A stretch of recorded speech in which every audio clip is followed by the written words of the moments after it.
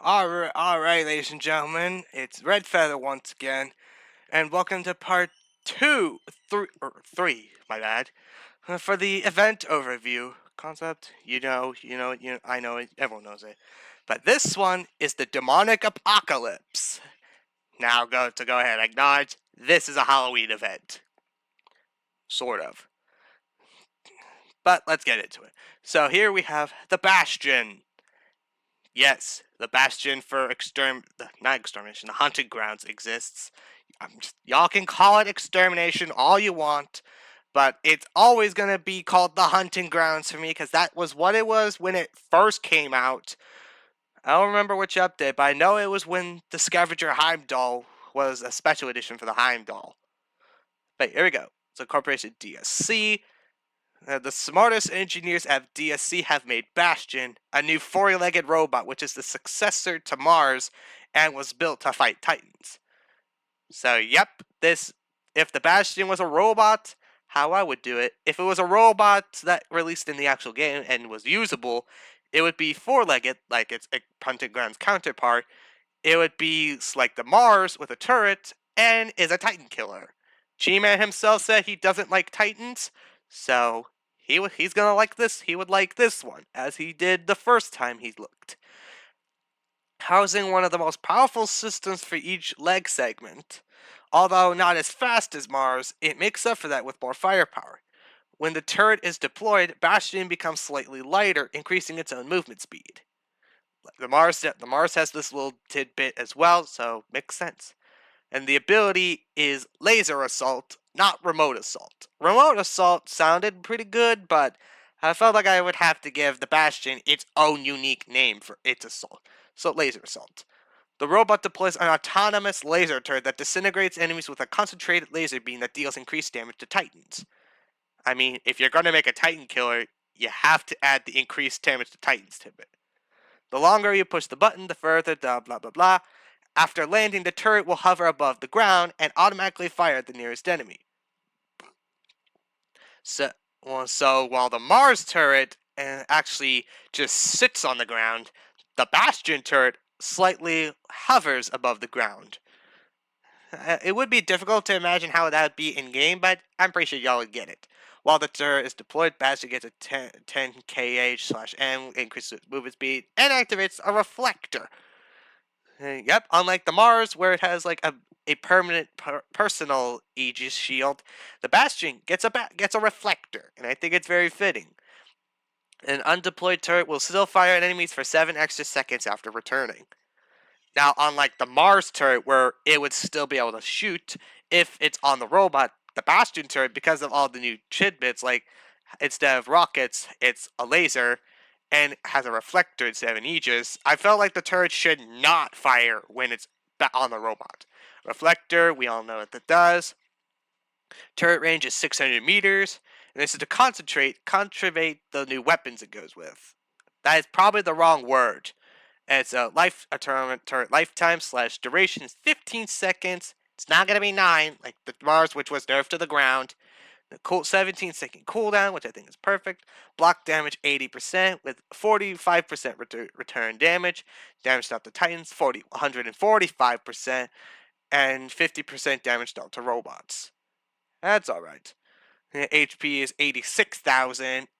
It is less than the Vulture and Arbiter, but the lower durability is to circumvent everything else it's got. And its speed is 33, like the Arbiter, I believe. Class as Attacker and Titan Killer. Hard points is 2 heavy and 1 light. Default weapons 2 Thunder and a Punisher. Recommended equipment 2 Gigavolt, a Drizzle, or 2 Smuta and a Cremola. The aimbot guns are chosen mostly arbitrarily. Plus, there were the automatic ones that come to my head. Now, there are no new weapons, but there's still the Drizzle. This is where the DSC comes into place. Is because the Bastion faction is DSC. Because there are no new weapons for it. It's just I was like, hey, screw. Why not have a weapon family that works with 2 factions instead of just 1? So yeah, unchanged. And here are the pilots. need to fix this later. We have two pilots this time.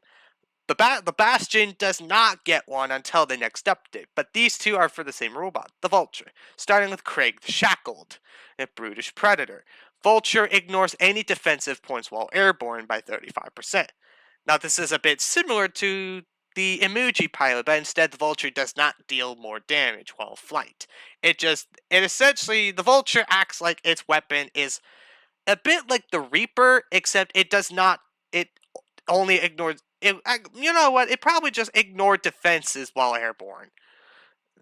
I think that works. And then here's its other part, Sirius Albedo, the Vengeful Visage.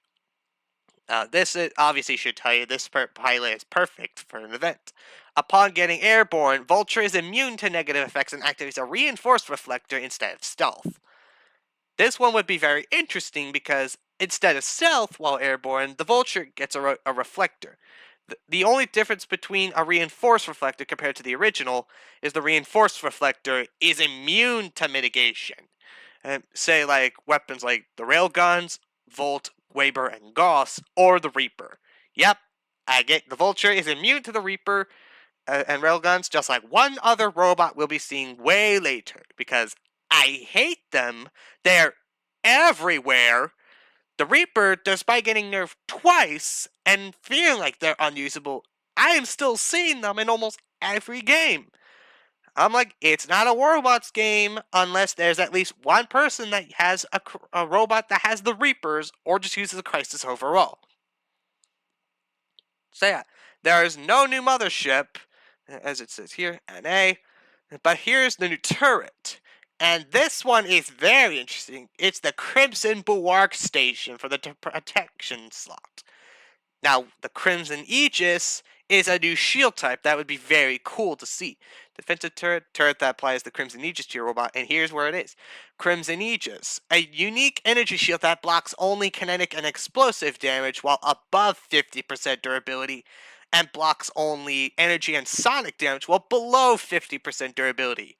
It's essentially an Aegis that blocks specific damage types depending on the durability threshold. Crimson Aegis durability is 42,000. Essentially like the pre-nerfed Aegis Blast System, the tier 3 turret from motherships. It has 50-meter strike radius and a 2-second delay before strike. Now, you may notice there's no cooldown to like how long the shield will be on your robot, but it's going to be the same like all the other ones, which I felt like was super dumb. Honestly, the mothership changes were probably one of the worst in the game. Yeah, 20-second duration for how long the shield is on the robot, but whatever. And now here's the new drone, the Oni. Now, the Oni, to those who don't know, is a type of Japanese demon. So, very fitting for an event known as the Demonic Apocalypse. It's incorporated Yandy, not Icarus, because this is supposed to go with the Vulture, but that will go to its special edition, which, if judging by the event name, you should know what it is. Release the demon within!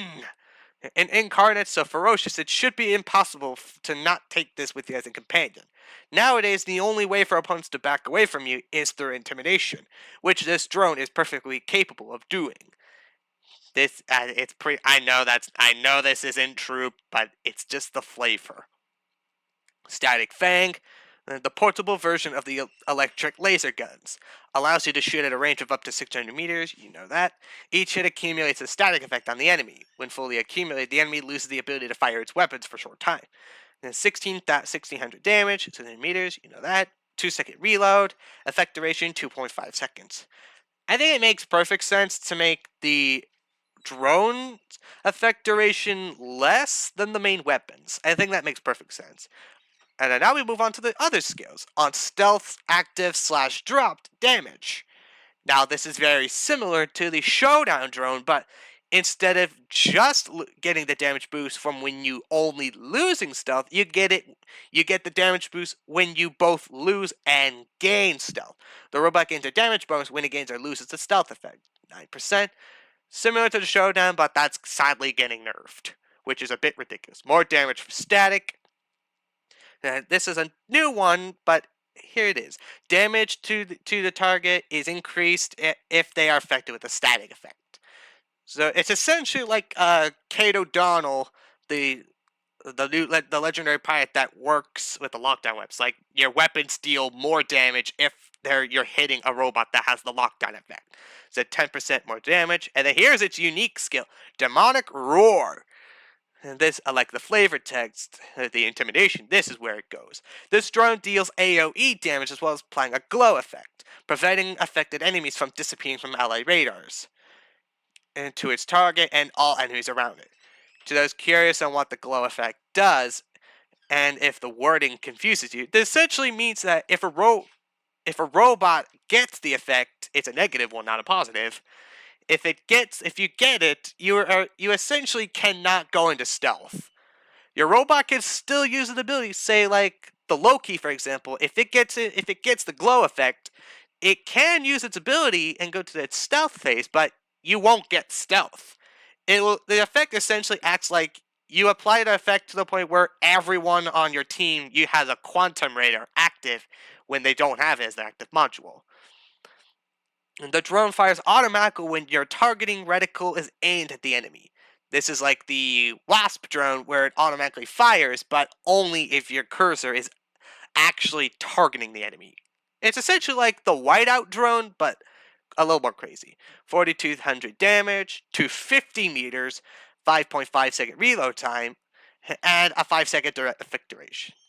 I like this drone so much. I would love to see it in the game, but only if it's released on this event. The no new paint job, but here's the new title: the demonic title for the Demonic Apocalypse event. I mean, very fitting. It needs to.